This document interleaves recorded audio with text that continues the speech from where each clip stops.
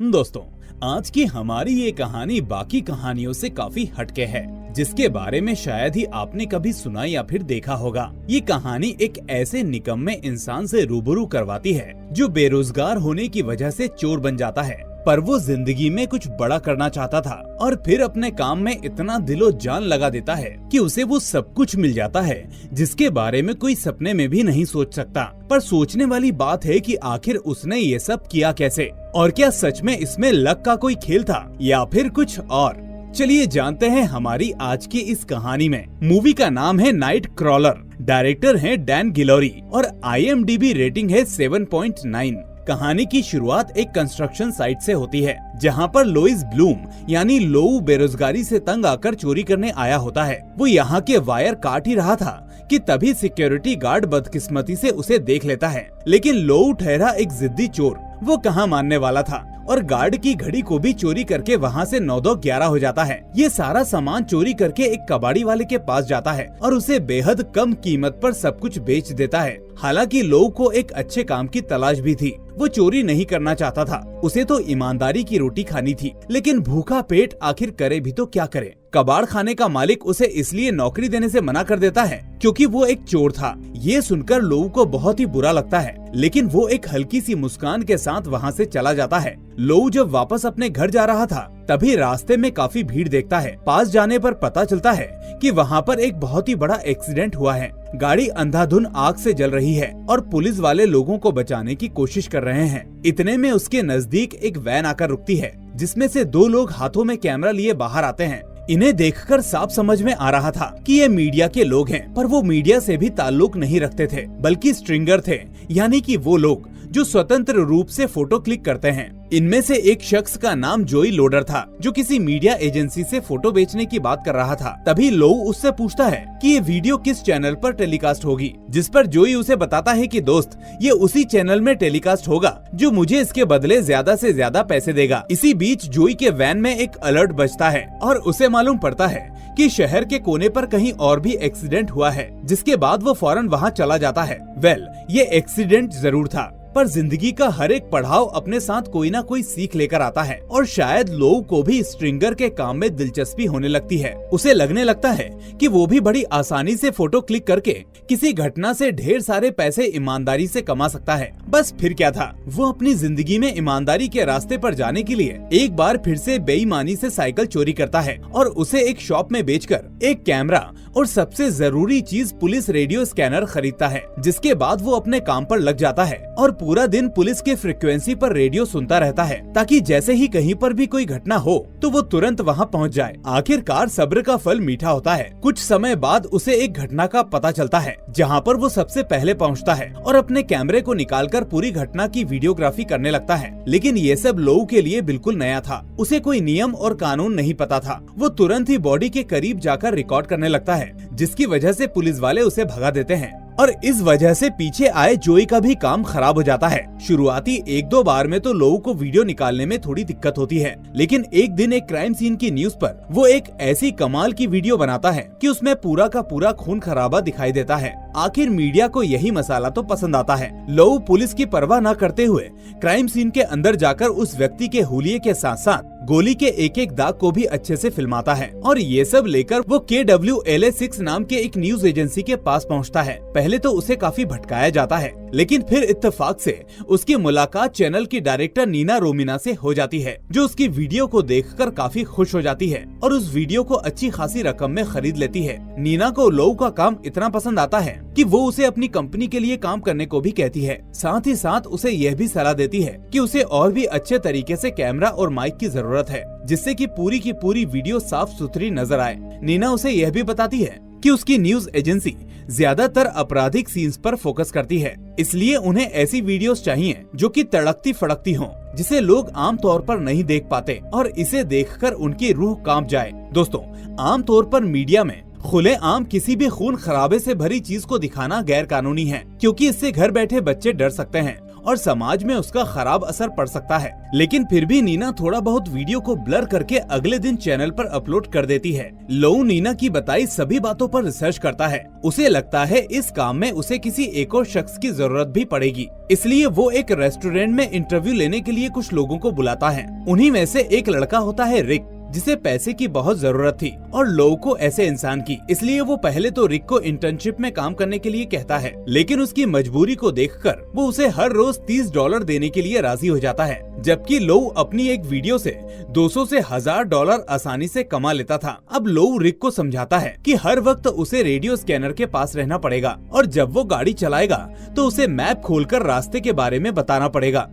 ये सब काम इतनी तेजी से करना है कि हमसे पहले कोई भी वारदात के पास पहुंच ना पाए, वरना कोई फायदा नहीं। इतनी देर में रेडियो पर एक अलर्ट आता है, जिसके बाद दोनों काम पर निकल जाते हैं। लोऊ काफी तेज गाड़ी चला रहा होता है। रिक को उसे रास्ता बताना होता है, लेकिन गाड़ी की स्पीड इतनी तेज थी कि गलती से रिक एक गली भूल जाता है, जिसकी वजह से वो थोड़ा आगे चले जाते हैं और जब तक वो जगह पर वापस पहुंचते हैं तब तक काफी देर हो चुकी होती है। जोई सारा मसाला मार चुका था, यहाँ तक बॉडी भी एम्बुलेंस में लद चुकी थी और लोऊ के हाथ कुछ भी नहीं लगता। वो रिक पर काफी गुस्सा होता है और उसे बहुत फटकार लगाता है। इस घटना के कुछ देर बाद उनका रेडियो फिर से एक अलर्ट देता है, जहाँ पर कुछ लोगों के ऊपर आत्मघाती हमला हुआ था। इस पर लोऊ वहाँ समय से पहुँच जाता है और सबसे पहले बाहर खड़े कुछ पड़ोसियों से पूछताछ करने लगता है, लेकिन उसे कुछ खास समझ में नहीं आता। इसके बाद वो अपनी जान को हथेली पर रखकर घर के अंदर जाता है, जहाँ पर गोलियां चली थी। वो एक एक करके घर में मौजूद सभी चीजों की फोटो और वीडियोग्राफी करता है। साथ ही साथ जिस परिवार के ऊपर अटैक हुआ था उनसे पुलिस पूछताछ कर रही थी। वो खिड़की पर चुपके से खड़े होकर उनकी बातों का भी वीडियो बना लेता है। ये सब लेकर वो नीना के पास पहुंचता है, जिसे देखकर नीना के तो होश ही उड़ जाते हैं कि लोऊ ने एक एक्सक्लूसिव वीडियो जो बनाई थी, क्योंकि सब ये जरूर जानते थे कि एक परिवार पर हमला हुआ था, लेकिन कोई ये नहीं जानता था कि वो परिवार कौन है। ऐसे में नीना के लिए ये बेहद ही काम की वीडियो थी और बिना देरी किए लोऊ से वो ये वीडियो खरीद लेती है। लोऊ के काम करने के अंदाज से नीना उससे काफी प्रभावित होती है और उससे पूछने लगती है कि वो पहले क्या करता था, क्योंकि जिस तरह लोऊ इन वीडियो को रिकॉर्ड कर रहा था, इसे देखकर ऐसा बिल्कुल भी नहीं लग रहा था कि वो कोई अनाड़ी है। लोऊ की लगन को देखकर नीना को समझ में आ जाता है वो ये काम पैसे कमाने से ज्यादा मजे में कर रहा है। जिसके बाद जब ये खबर टीवी पर चलाई जाती है तो उसकी एक कॉपी लोऊ अपने पास भी रख लेता है, ताकि उसे मालूम रहे कि ये सभी वीडियो उसकी खुद की रिकॉर्ड की हुई हैं। ऐसे धीरे धीरे लोऊ बहुत ही ढेर सारे पैसे बनाने लगता है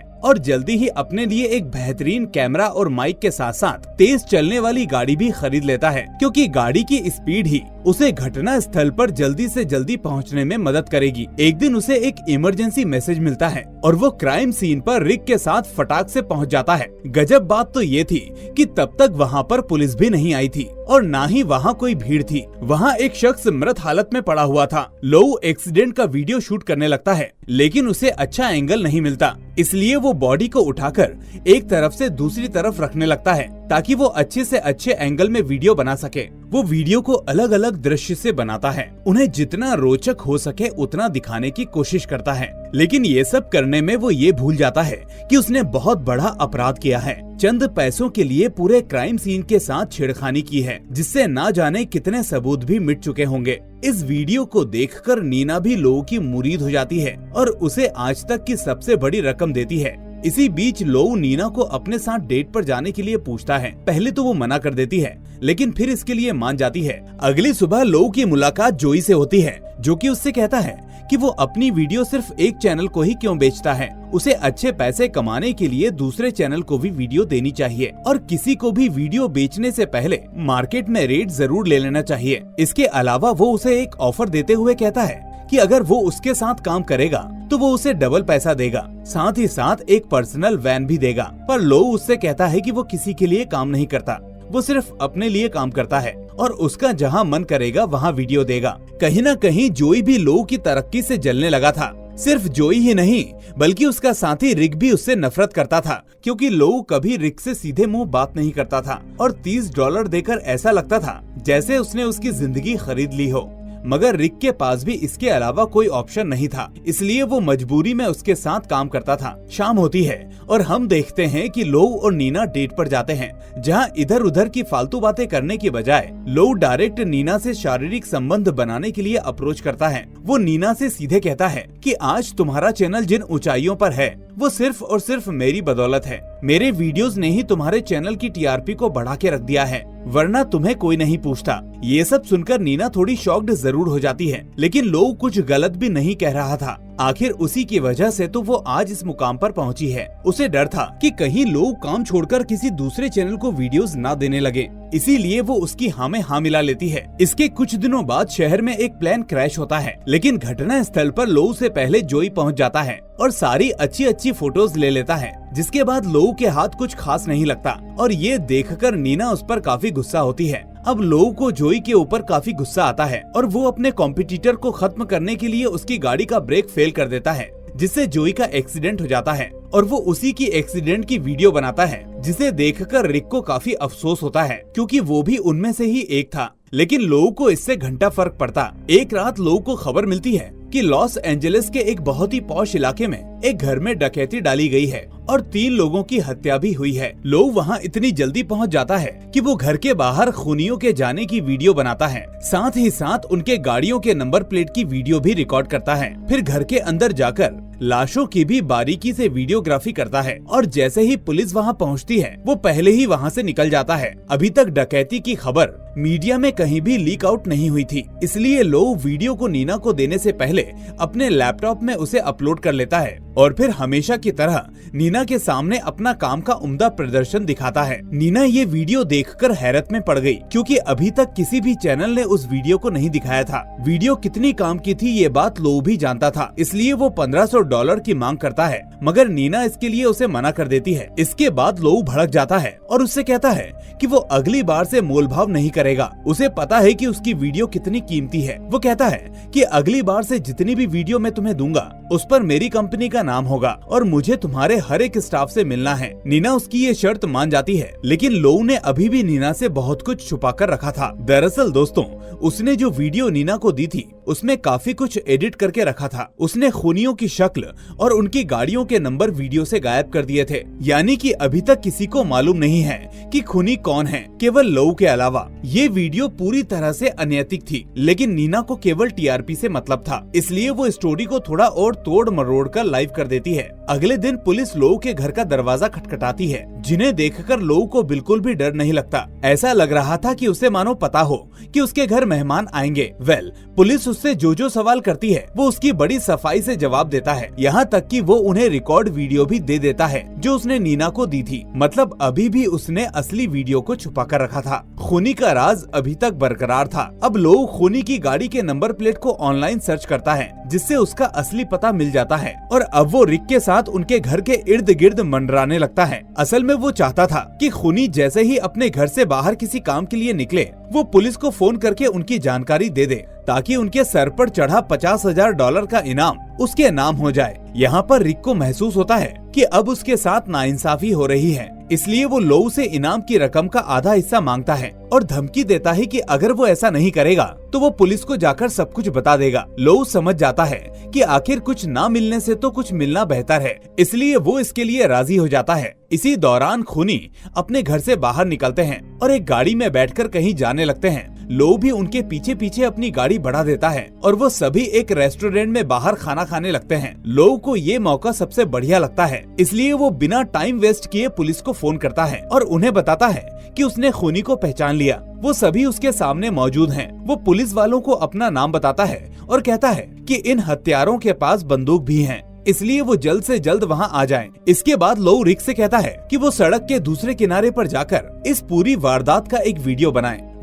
रिक ऐसा चाहता तो नहीं था, लेकिन उसके पास इसके सिवा कोई और चारा भी नहीं था, इसलिए वो कैमरा लेकर सड़क के दूसरे किनारे पर जाकर खड़ा हो जाता है। तभी वहाँ पर पुलिस आ जाती है और पुलिस को देखकर वो खूनी गोलियों की गड़गड़ाहट शुरू कर देते हैं। जिसके बाद चूहा बिल्ली का ये खेल शुरू हो जाता है। इसमें एक पुलिस वाले की जान भी चली जाती है। वहीं दूसरी तरफ इस पूरी घटना को फिल्मा रहे रिक और लोऊ गाड़ी में बैठकर खूनियों का पीछा करने लगते हैं। एक तरफ सबसे तेज कातिलों की गाड़ी भाग रही थी तो उसके पीछे पुलिस की और पुलिस के पीछे लोऊ और रिक की। दोनों इस खबर को एक सेकंड के लिए भी दूर नहीं करना चाहते थे, इसलिए हर एक वक्त को वो कैमरा में कैद करते हैं। ये मंजर इतना भयानक होता है कि अचानक पुलिस की गाड़ी से खूनियों की गाड़ी की टक्कर हो जाती है, जिसके बाद सभी घायल हो जाते हैं। और फिर मौका देखकर लोऊ अपनी कार से नीचे उतरता है और इस वारदात की पूरी रिकॉर्डिंग करता है। लोऊ रिक को आवाज देता है और कहता है कि यहाँ सभी लोग मर चुके हैं, जल्दी आकर खूनी की गाड़ी में मौजूद डेड बॉडीज की फोटोज ले लो।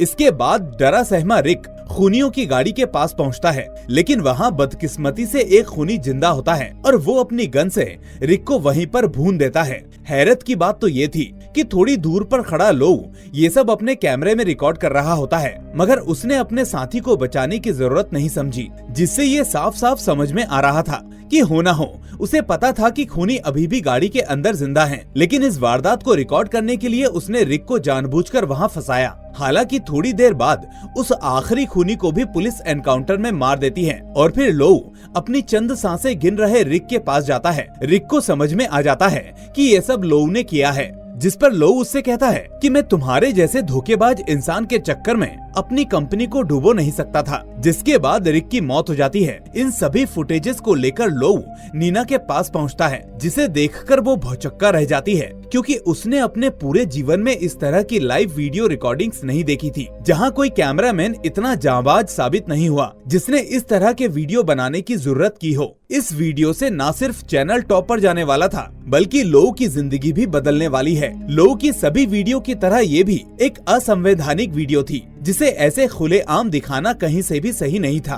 और कुछ ऐसा ही नीना के सहयोगियों का भी कहना था, लेकिन लोऊ के साथ रहकर नीना भी उसके जैसी हो गई थी। उसे अब दुनियादारी से कोई मतलब नहीं था, मगर किस्मत को अभी कुछ और ही मंजूर था, क्योंकि जैसे ही वो वीडियो को अपलोड करने की कोशिश करती है, वहाँ पर पुलिस आ जाती है और वो लोऊ को पकड़कर अपने साथ इंटरोगेशन के लिए लेकर जाती है। उनका सबसे पहला सवाल ये होता है कि आखिर लोऊ को कैसे पता चला कि वही लोग असली खूनी हैं, जिस पर वो बताता है कि जिस रात वो ये वीडियो बनाने गया था उसने उन लोगों को वहाँ पर देखा था, इसलिए जैसे ही वो सब उसके सामने आए उसने उन्हें पहचान लिया और पेशे से एक कैमरामैन होने की वजह से उसके पास कैमरा हमेशा था और तुरंत पुलिस को इन्फॉर्म करके सब कुछ रिकॉर्ड कर लिया। लेकिन पुलिस वाली उसके इस झूठ को पकड़ लेती है और कहती है कि मुझे पता है कि तुम हम लोगों से कुछ छुपा रहे हो, तुम्हें ये सारी चीज बहुत पहले से पता थी। मगर लोऊ इन सब बातों को बेबुनियाद बताता है और मानने से इनकार कर देता है, जिसके बाद पुलिस के पास भी उसके खिलाफ कोई सबूत नहीं होते और उसे मजबूरी में छोड़ना पड़ता है। धीरे धीरे वक्त बीतता जाता है और लोऊ अभी भी यही काम कर रहा था, लेकिन अब वो इस काम में अकेला नहीं था, बल्कि उसकी एक बहुत बड़ी कंपनी के साथ साथ टीम भी थी। और ये मूवी यहीं पर समाप्त हो जाती है। तो दोस्तों, आज के लिए बस इतना ही। अगर आपको हमारी ये कहानी पसंद आई है तो इसे लाइक करके ज्यादा से ज्यादा शेयर करना ना भूलें। अगर नए हैं तो चैनल को सब्सक्राइब करके नोटिफिकेशन बेल को भी दबा दें। हम फिर मिलेंगे एक और ऐसे ही वीडियो के साथ। Till then take care and thanks for watching.